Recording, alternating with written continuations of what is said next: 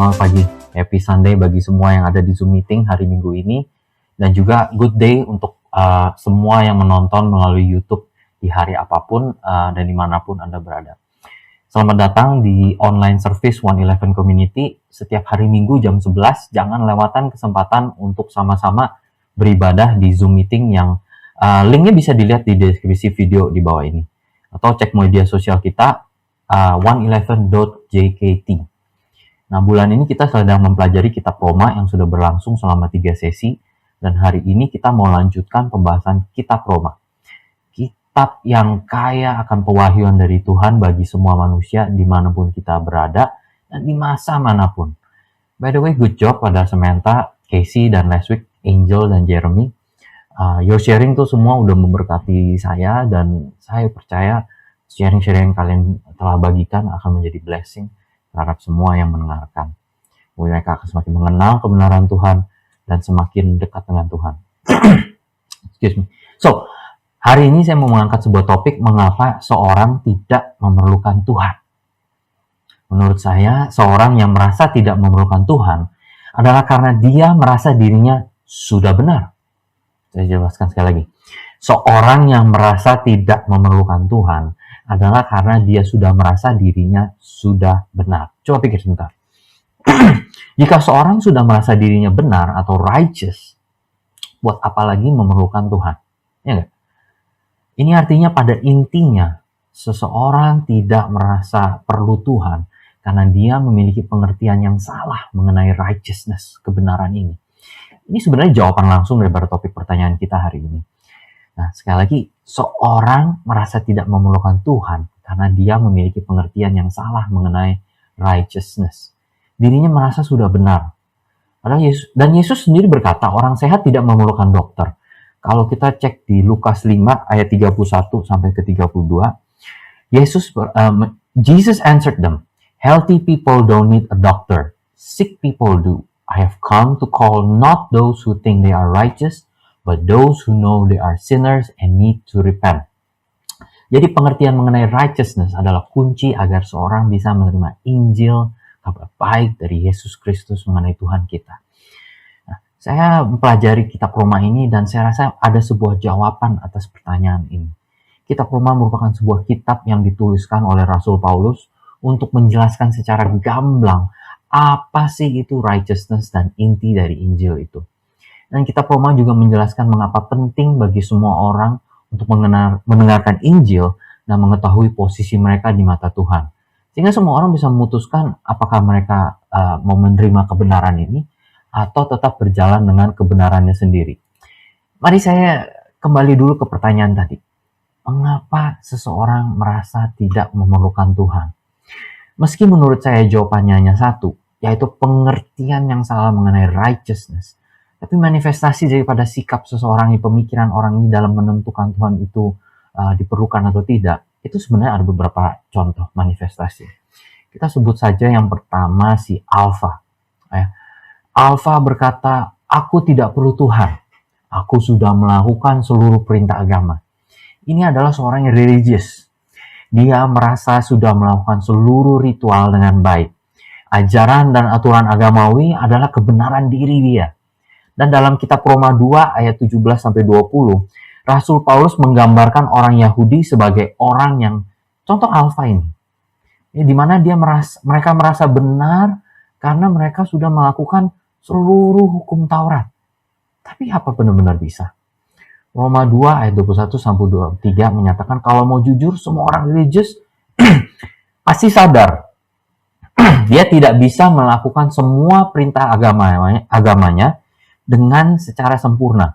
Sehingga bagaimanakah seorang yang agamawi bisa mengaku sebagai orang yang benar? Kan dia tidak sempurna, jadi tidak mungkin. Ini adalah contoh pertama, si Alfa. Seorang yang sudah merasa benar dan merasa nggak perlu Tuhan dan bersandar pada kebenaran ajaran agamawi atau Taurat. Dan yang kedua sekarang ada si Beta. Beta berkata, "Aku nggak perlu Tuhan sebab Tuhan tidak bisa dirasakan." Mungkin si Beta ini merasa sebagai seorang yang ahli dalam ilmu pengetahuan manusia. Saya rasa banyak orang sudah merasa, jago sekali ya ilmu pengetahuannya. Dan dan berani sekali sebenarnya memvonis bahwa Tuhan itu nggak ada, Tuhan itu nggak diperlukan. Apa mungkin seseorang itu telah memeriksa seluruh antariksa, seluruh dimensi? Tuhan itu memang tidak ada. Nah, si beta ini menilai kebenaran dari apa yang bisa dia rasakan dengan indranya. Apa yang dia rasakan itu adalah suatu kebenaran. Jika nggak bisa dibuktikan di dimensi fisik, maka itu bukan kebenaran. Dan karena Tuhan bukan merupakan bagian dari dunia fisik, maka beta ini berkata, aku nggak perlu Tuhan. Sebab Tuhan nggak bisa berinteraksi dengan indraku. Nah, inilah yang Roma 8 ayat 5-8 sebut dengan kedagingan. Daging itu adalah ya indra fisik kita. Dan Roma 8 ayat 5-8 berkata, sebab mereka yang hidup menurut daging memikirkan hal-hal yang dari daging. Mereka yang hidup menurut roh memikirkan hal-hal yang dari roh. Karena keinginan daging adalah maut, tetapi keinginan roh adalah hidup dan damai sejahtera. Sebab keinginan daging ada perseteruan terhadap Allah, karena ia tidak takluk kepada hukum Allah. Hal ini memang tidak mungkin baginya. Mereka yang hidup dalam daging tidak mungkin berkenan kepada Allah. Sorry. Mari kita lanjutkan, mungkin ada contoh lagi yang ketiga, yaitu Charlie. Kalau Charlie ini berkata, aku nggak perlu Tuhan, karena orang lain lebih buruk daripada saya. Ini agak mirip dengan yang Alpha, tapi dia tidak menggunakan keagamaan, tetapi mungkin menggunakan perbandingan, atau kita bisa ngomong statistik. Ya. Asal ada orang yang tidak lebih baik dari saya sudah benar. Ini kebenaran saya rasa berdasarkan statistik, mayoritas. Coba saya ilustrasikan dengan cerita ini. The story is there were two bandit brothers in a small Texas town. They were notorious bandits who had committed many violent crimes. Jadi orang jahat sekali. And great problem di kota kecil itu. And one day, yang older bandits itu meninggal and was about to be buried in their town. And di kota di mana mereka tinggal itu, there was only one old priest yang selalu jadi orang yang akan berkhotbah di pemakaman di sana. Jadi bandit yang muda ini, the younger bandits, walked into the church that day and violently threatened this priest with a gun. He said, if he does not say that the elder bandit, his elder bandit, was a saint, I will shoot you. Dia bilang, waduh, kalau kamu nggak bilang kakak saya ini seorang yang suci, saya akan tembak.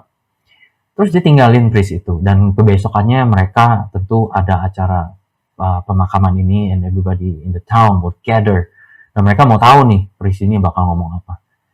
Lalu priest ini mulai berkhotbahnya dia, dan dia berkata seperti ini. This man, orang ini yang akan dikuburkan, adalah seorang yang who was a very violent, a robber, thief, liar, gambler, drunk, promiscuous, and was a killer. But compared to his brother, he was a saint. You see, setiap orang, everyone is a saint. Kalau kita pikir, kita adalah orang suci. Jika saja you can find someone who is more evil than you. Tapi itu kan bukan righteousness namanya. Ya. Romans 3 ayat 10-11 berkata, and the scriptures agree, for it is written, there is no one who always does what is right. No, not one, not even one. There is no one with true spiritual insight. There is no one who seeks after God alone. Romans 3 ayat 23, for all we have sinned and are in need of the glory of God. Right? Itu ayatnya di situ. Ingat tidak kisah Yesus dan perempuan yang ditemukan telah berzina? Yohanes 8 ayat 1-11 itu. Yesus berkata, barang siapa di antara kamu tidak berdosa, hendaklah ia yang pertama melemparkan batu ini kepada perempuan. Ya, jadi orang-orang waktu itu, orang Farisi, orang-orang yang mau menegakkan hukum waktu itu, menghakimi wanita ini. Ada juga kisah pemungut cukai dan Farisi yang berdoa di bait Allah. Lukas 18 ayat 9 sampai 14. Di sini di sini Yesus mengajarkan parabel ini untuk mereka yang yakin they were morally upright, and those who trusted in their own virtue, yet looked down on others with disgust. Jadi orang-orang yang merasa suci kalau melihat orang lain rasanya lebih jahat gitu. You know what? Kita selalu bisa menemukan seseorang yang lebih buruk daripada diri sendiri. Dengan logika ini berarti semua orang adalah orang suci, benar tidak? Tapi kan kita tidak tahu. Kita tahu, nggak mungkin semua orang itu bisa benar hanya karena pandangannya diri sendiri. Ini yang sebenarnya mungkin dibahas Casey kemarin. Dosa yang kita anggap dosa-dosa yang dulu dianggap luar biasa, wah berat sekali, tapi sekarang sudah dianggap biasa. Jadi betapa manusia itu semakin lama semakin terhilang dan bingung dan merasa dirinya paling benar. Sekarang kita mau membahas Delta. Aku tidak perlu Tuhan karena aku adalah orang yang paling buruk sedunia. Kok bisa tahu ya? Aku sudah cek sekali lagi seluruh dunia. Seorang yang dalam kesengsaraan, dalam depresi seperti ini, loh, ini kan bukannya dia merasa bersalah, tidak benar. Justru menurut saya ini adalah salah satu pembenaran diri yang paling fatal. Yakin sepenuhnya dia adalah orang bersalah. Si Delta ini yang justru merasa dirinya benar-benar layak untuk sengsara. Karena itulah identitas dia. Markus 7 ayat 21 ayat 23. Evil originates from inside the person. Coming out of a human heart are evil schemes, sexual immorality, theft, murder, adultery, greed, wickedness, treachery, debauchery, jealousness, slander, arrogance, and recklessness. All these corrupt things emerge from within and constantly pollute a person.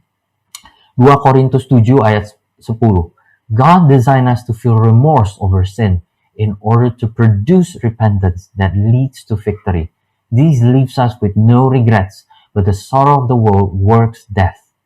Dari 2 ayat ini saya kombinasikan untuk mengerti keadaan si Delta. Kebenaran diri dia ini adalah buruk, keburukan, monster, a freak, aneh, cacat, rusak, failure, deviant, bejat, abnormal, si buruk, si bego, atau segala keburukan. Ini adalah kedukaan dunia, depresinya dunia yang menghasilkan kematian. Dia ada condemnation. Ini mungkin yang waktu itu dipelajari last week oleh Jeremy and Angel, di mana mereka berkata bagaimana how to live as a Christian sebagai anak-anak yang sudah dididik oleh Tuhan, berbeda dengan dunia. This is the power of sin that leads to death, but the power of Christ leads to life. Roman 8 ayat 1 sampai ke 2. Orang yang di bawah kuasa dosa menuju maut. Sekarang tadi udah Delta. Sekarang kita ambil contoh lagi Eko. Kalau Eko ini berkata, aku tidak perlu Tuhan karena aku tidak mau dihakimi. Nah, sering Tuhan digambarkan sebagai Tuhan yang penuh penghakiman. Nah, Eko ini unik. Dia merasa dirinya benar, tapi minta jangan diuji.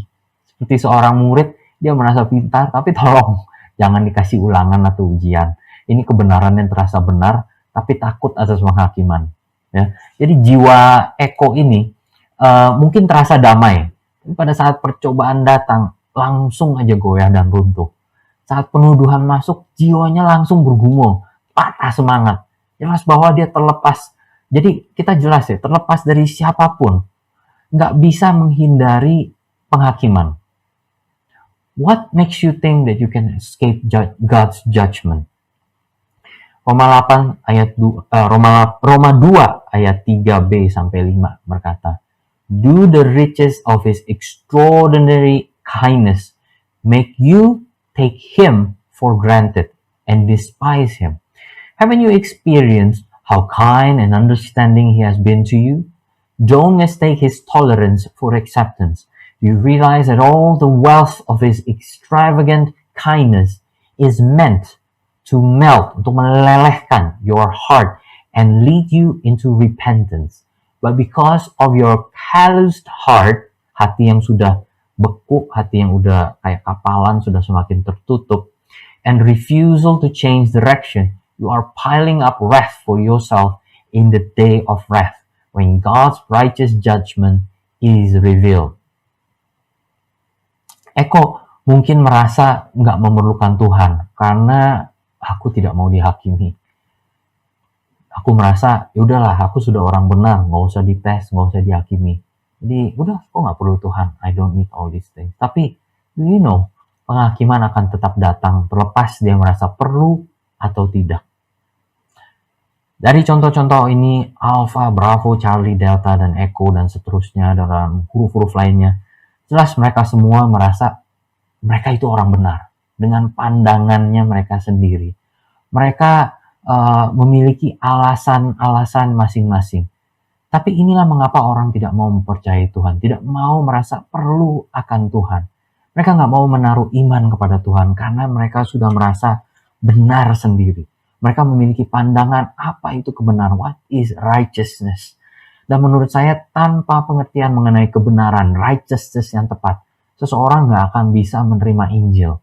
Karena Injil adalah kabar baik bagi orang yang tidak benar, bagi orang yang berdosa, yaitu kita semua. Coba kita tanyakan A, B, C, D, E tadi, dan huruf-huruf lain. Kalau mereka bilang, aku nggak perlu Tuhan, lalu kita tanya aja, oke, kamu tidak perlu Tuhan? Sekarang pertanyaannya, apakah kamu orang benar? Mereka nggak akan bisa menjawab dengan jujur, oh mereka adalah orang benar. Pikiran mereka, itu pikir mereka benar. Tapi apa yang di pikiran mereka itu nggak sinkron dengan apa yang ada di hati nurani mereka. Inilah pokok permasalahan hidup bagi semua orang. Semua orang berpikir, aku ini benar. Tapi nuraninya menggerogoti. Rohani, jiwanya juga sadar. Jiwanya menghakimi dirinya sendiri. Karena di Roma 2 ayat 15 kita bisa lihat.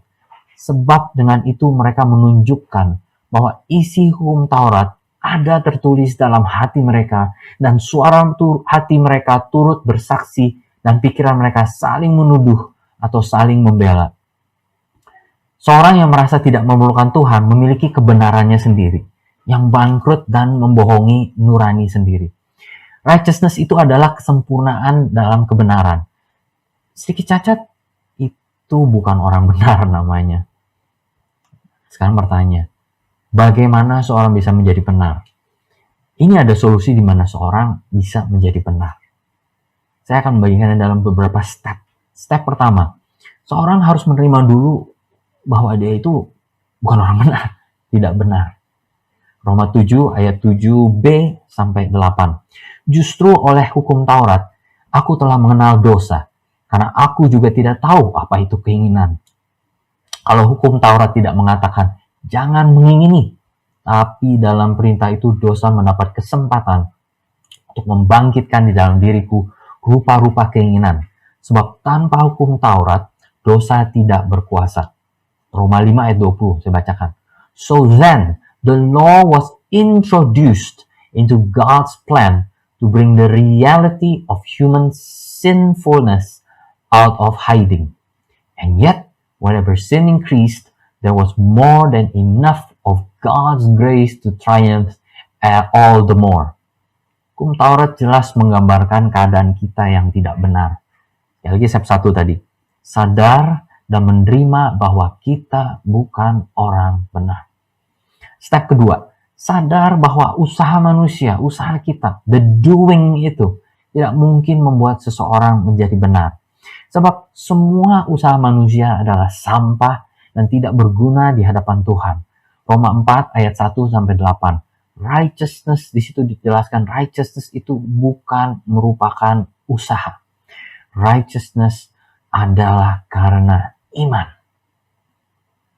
Jadi kita nomor 2 ini kita harus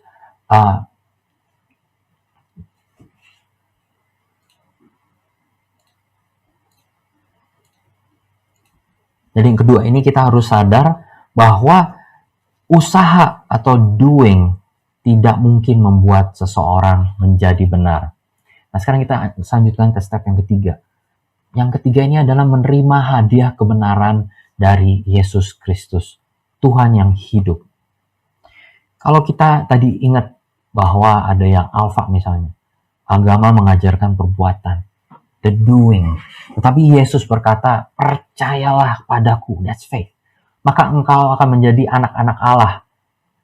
Kalau kita menerima dan percaya kepada Yesus Kristus, kita menerima sebuah identitas baru. Anak-anak Allah. Ini adalah sebuah identitas righteousness, kebenaran yang sejati. Roma 3 ayat 21 sampai 24. Inilah kebenaran yang dinubuatkan oleh kitab suci sebagai yang akan datang. Ini adalah kebenaran Allah, righteousness, yang menjadi nyata terlihat melalui kesetiaan Yesus Kristus, dan sekarang semua orang yang percaya kepadanya menerima hadiah itu. Karena sesungguhnya tidak ada perbedaan di antara kita, ayat 23. Sebab kita semua sudah berdosa dan membutuhkan kemuliaan Allah. Allah memberikan secara cuma-cuma kebenarannya, His righteousness, hadiah kasih dan perkenannya. Sekarang sudah mengalir kepada kita, semua karena Yesus yang diurapi.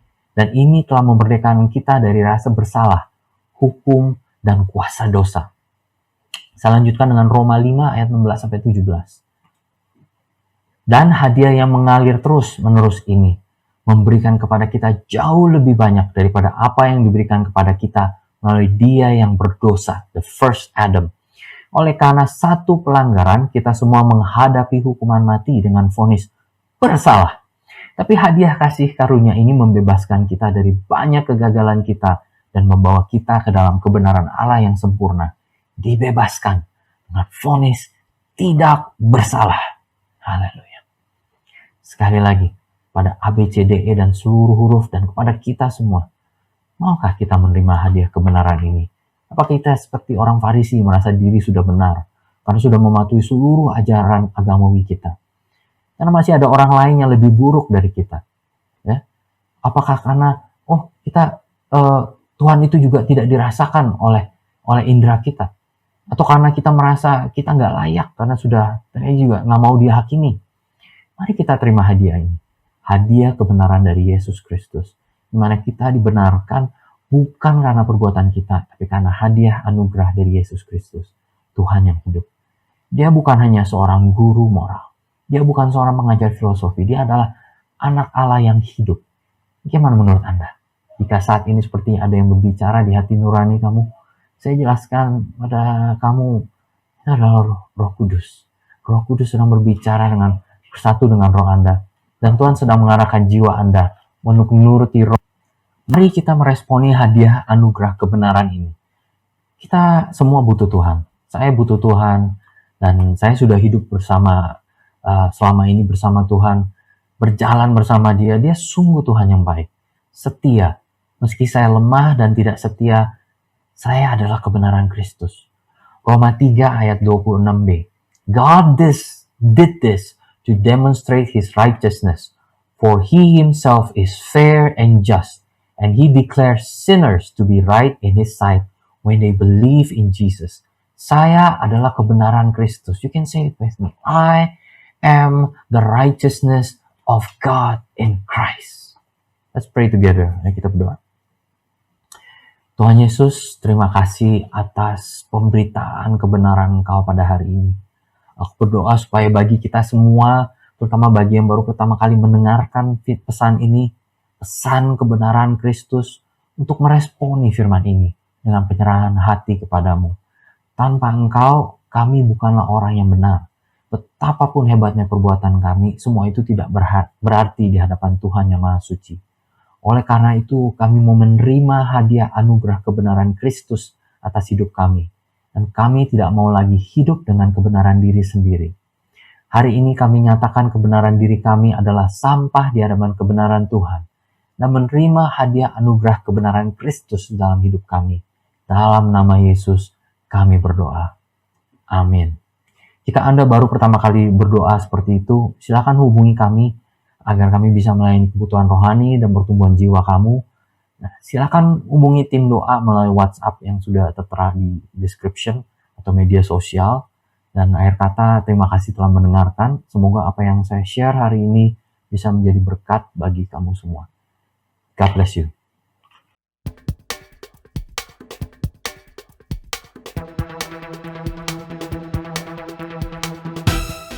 Thank you so much everyone yang udah tune in to 111 online service. And for those of you guys yang have any questions or have any prayer requests, feel free untuk chat us in this WhatsApp number down below.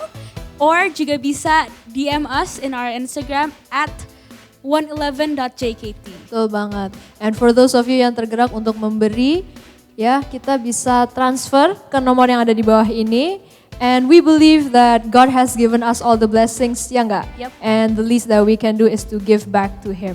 Yeah, so thank you guys. Have a great week. And God bless you. Bye.